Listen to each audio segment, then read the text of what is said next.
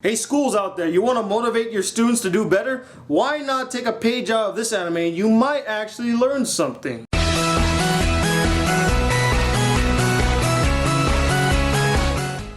What up y'all, it's the Black Critic Guy, and today I'm here to review the anime Baka and Test, Summon the Beast. And I gotta say, I really enjoyed and loved this anime. This is one of the few animes since Hitalia that had me smiling throughout. I was always excited, there was never a dull moment. I really enjoyed this anime. So the basic premise of Baka and Test is it follows this kid by the name of Akihisa Yoshi, who's basically the Baka of his school. And for those of you who don't know Japanese, Baka means idiot in Japanese, so now you know a little more. And so he was taking his entrance exam, hoping to get a better grade so he didn't end up in the lowest of lows, but still ended up being part of the lowest of the lows, the bottom of the barrel, Class F, which are basically the rejects and the unsmart people. But the interesting concept of this anime is that you can actually battle the other higher up classes with better grades and all that stuff and get their stuff or room if you defeat them in a battle. Basically, they have these avatars that they can summon by opening like this field, like a realm where they can fight it out. And basically, their strength is based on their test scores. The higher your test score is, the stronger you are. And so they have these battles to see if they can get better stuff and get out of the rut that they are, and that is Baka and Test. So as many of you may know, I uploaded a video about 2.5 weeks ago about melodrama and my stance on it, and I was really worn out by it because I had problems editing it and it wouldn't load correctly. And so I was up all night loading that thing, and I was like, oh man, I gotta get myself out of this rut, because I was worn out, I was out of it. And so I said, I'm gonna just see if I can find an anime to watch. So I was looking through Netflix and I saw Baka and Test. It was only 13 episodes, and I'm like, you know what? I gave it a try. And I never looked back, because I gotta say, it was the best decision I made that entire night. The anime literally just uprooted me out of that funk that I was in and made me so happy. Like I said in the beginning, I never stopped smiling throughout this entire anime. It was so hilarious, it was so fun, it was so energetic. It is an awesome anime to get yourself in a good mood. It really gets you in a good mood. So let's start with what pulls you into this anime. The visual style and the animation style is incredible. I mean, they use so many different styles. It's so stylized and so energetic and so fun. There are also these scenes where you have Yoshi talking to his friend Yuji, and they have like this scene where he touches him on his shoulder and it turns into this like black and white sketch like drawings, and it looks so funny because it's leading up to a joke. I was like, yes, I really love the style of this anime. And going off of that, all the characters were fun, enjoyable, and entertaining to watch. There is not a single dull character in this entire anime. And remember when I said that Chiharu from Anunatsu de Mitaru was one of the best stalkers I've ever seen? Well, move over, Chiharu, because in comes Miharu Shimizu, who is without a doubt takes the crown as one of the best stalkers I ever seen in an anime thus far. I mean, she pops out of nowhere, attacks poor Minami, and you really feel bad for her because sometimes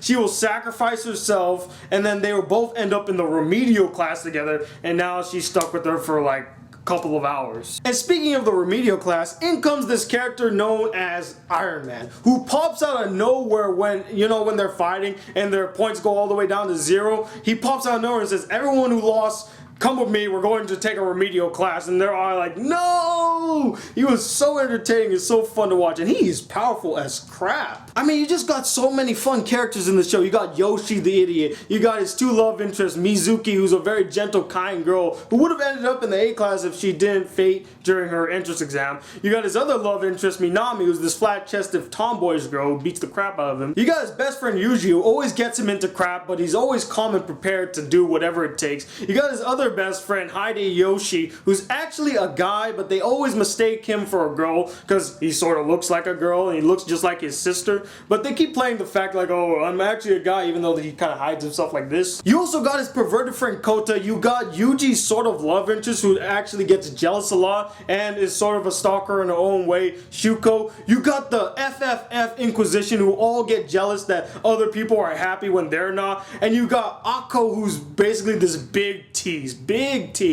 They are all just fun to watch. And one thing that I didn't expect this anime to do is that they actually had some heartfelt and touching moments where the characters were actually serious, and I was like, wow, I didn't expect that to be in this goofy, out of control anime, but hey, I'm not gonna complain. I was actually happy for that because it actually showed some depth in these characters. It helped build their relationships. I like that. And one of my favorite aspects of this anime is the music. It really complements the anime. It's energetic, it's fun to watch, the animation is superb. The opening and ending scenes are one of my favorite parts of this anime. Watching them and listening to them always gets me excited, gets me pumped. It is fun to watch and listen to. I even downloaded them right away when I heard them, like, I'm getting these songs. And lastly, Funimation once again does a phenomenal job in not only the voice acting, but the overall humor of the entire anime. You can tell they took some artistic license when doing the humor, because some Japanese phrases and some Japanese humor might get lost in translation when brought to America. So they added their little tidbits and what they thought was really funny, and I really appreciated that, and I found them really funny. And this is some of the best voiceover work I've heard from Brina Palencia and Leah Clark. Now, I really didn't like Leah Clark because she voices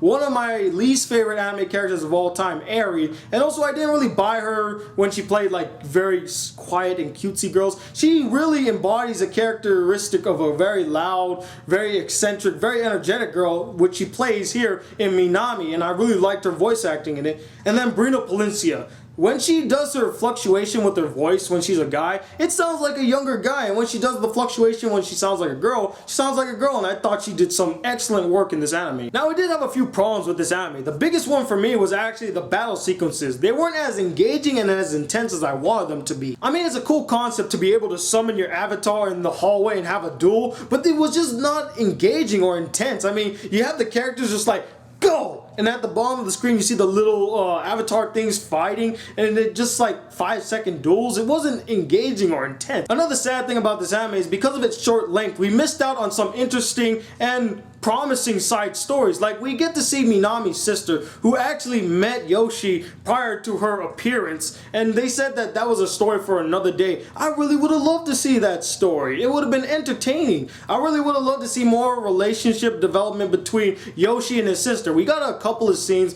but nothing really big, like a whole centric episode on them alone. That would have been great. I also wanted them to really play off of the love triangle. That was promising. Like, they set up the fact that Yoshi kind of likes Mizuki, and Mizuki likes Yoshi, and then we got Minami who likes Yoshi too, and it made this love triangle. They had like one episode where they really focused on the love triangle, and it had Minami and Mizuki actually dueling it out to see who would get Yoshi's favor. And I was like, yes, finally, an anime that's gonna do a love triangle like it should always be done. Comical. It had promise, and then it just dropped, and all of a sudden Mizuki and Minami become like these friends who just tag team beating up Yoshi whenever he's like doing something perverted or he just get blamed for something. I was like, no! But overall, Baka and Test Summon the Beast was exactly what I needed to get me out of that funk. It is so enjoyable, laugh out loud moments all the time, fun characters, and awesome animation styles. It is definitely an anime I can watch over and over again. I'll probably even buy it on Blu-ray, and I'm definitely going to check out the second season.